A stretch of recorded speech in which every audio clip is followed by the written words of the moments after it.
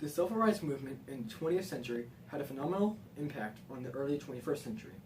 Many organizations, such as the National Association for the Advancement of Colored People, the Southern Christian Leadership Conference, and the Student Nonviolent Coordinating Committee, were a driving force for the advancement of colored people.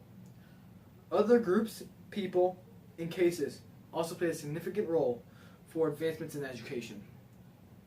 Some of these are the Sibley Commission, Brown versus Board of Education, and Hamilton Holmes and Caroline Hunter.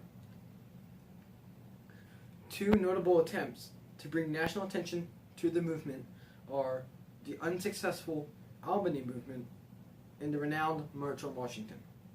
These events, led by Dr. Martin Luther King Jr., helped achieve integration throughout the United States. Although the significance of the 20th century civil rights movement dominated much of the early 21st century, as of 2013, many laws created during the civil rights movement, such as the Voting Rights Act of 1965, are no longer relevant. The Washington Times says, in a 5-4 ruling, the justices said the Voting Rights Act requirement is no longer relevant, and that it would have been irrational for Congress to distinguish between states in such a fundamental way based on 40-year-old data. This means the laws created in the 20th century were based on data from that time, and it would be irrational to use that data for modern crises.